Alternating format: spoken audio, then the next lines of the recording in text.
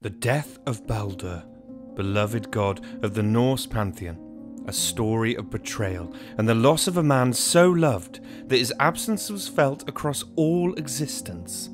Almost. But who was Baldur and how did he die? Let's find out together right now. Baldur was the son of mighty Odin, ruler of the Norse gods, and the sorceress goddess Frigg. He was renowned for his kindness and generosity and the joy with which he lived his life and spread to those around him. It was a shock then and a concern to all when Baldur suddenly began experiencing ominous dreams predicting that a mystery misfortune would befall him. Father Odin, at the behest of the other gods and goddesses who loved Baldur so, immediately rode to the underworld to consult a dead seeress who was known to be wise in these matters. As he often did, Odin had disguised himself for this journey, and so upon entering the underworld, he was not recognised by those that dwelt within. To his surprise, however, he did not find the cold and dark underworld that he knew, but instead he found the halls arrayed in splendour, as if prepared for a great feast. Quickly locating the seeress, Odin questioned her as to the reason for the strange appearance of this usually evil place. She told him that the hall was being prepared for the arrival of a special guest of honour, none other than Baldur himself. She began crowing happily about Baldur meeting his doom before suddenly realising the identity of the man before her, but not before she had revealed the fate of Baldur. Unfortunately, despite the knowledge slipping from her unwittingly, the words she spoke would still come to pass. Rushing home, a distraught Odin told the other gods what he had learnt.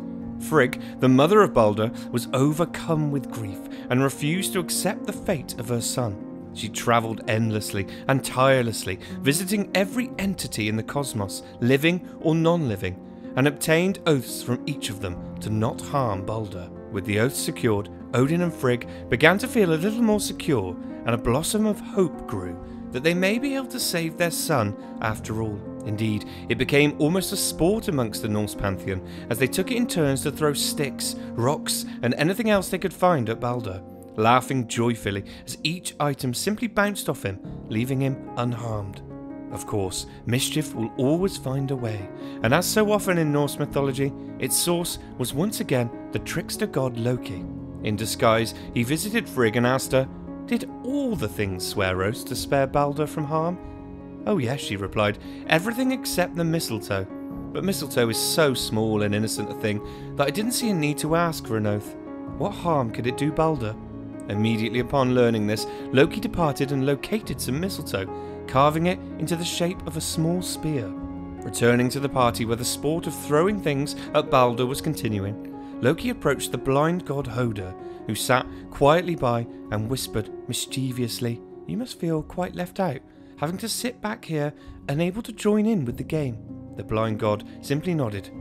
"Here, take this," Loki spoke softly, handing him the mistletoe. "I will point your hand in the direction Baldur stands, and you throw this branch." Happily and blissfully unaware, Hoder threw the branch and it struck Baldur, piercing him immediately, and he dropped dead on the spot. No one moved as the world fell silent in anguish and fear. Their game abruptly halted in the most dramatic of fashions. The gods knew that the death of Baldur was the first sign of Ragnarok, the end of all things. Composing herself eventually, Frigg was still not ready to give up on her son, and she asked desperately for any god brave and loyal enough to journey to the land of the dead and offer the death goddess Hel a ransom for Baldur's release. Another son of Odin, Hermod, offered to undertake the mission, and he set off. As he began his perilous journey, the remaining gods and goddesses arranged a lavish funeral for their fallen comrade. Baldur's ship was turned into a pyre befitting a great king. When the time came to launch the ship to sea, however, the gods were unable to move it from its position stuck in the sand. They summoned the strongest creature in the cosmos, a giantess named Hyrrokin, who was finally able to push the ship with a force that shook the whole land. As his body was placed on the ship, Baldur's wife Nanna was overcome with such grief that she also died and was placed on the ship with her husband.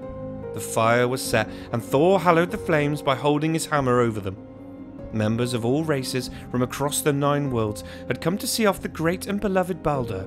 Gods, elves, dwarves, Valkyries, and many others.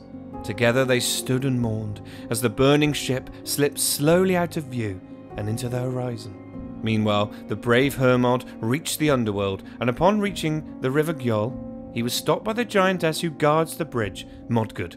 She demanded his name and purpose, surprised to see a member of the living down here.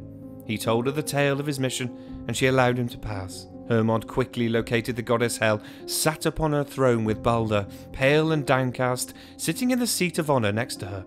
Hermod pleaded for Hel to release Balder back to the land of the living, telling her of the great sorrow that all living things, and especially the gods, felt for his absence. Hel spoke firmly, informing Hermod that if what he says is true, everything in the cosmos should weep for Balder.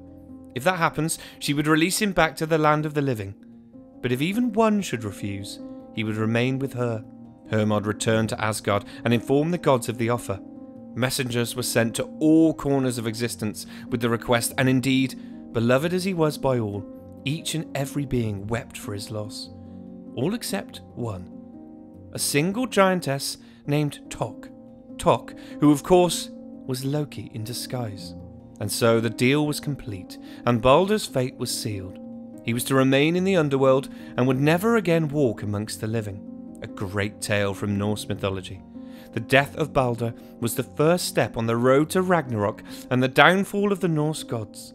It was also the start of the end for the trickster god Loki, who had so often hindered the gods, despite sometimes also helping them.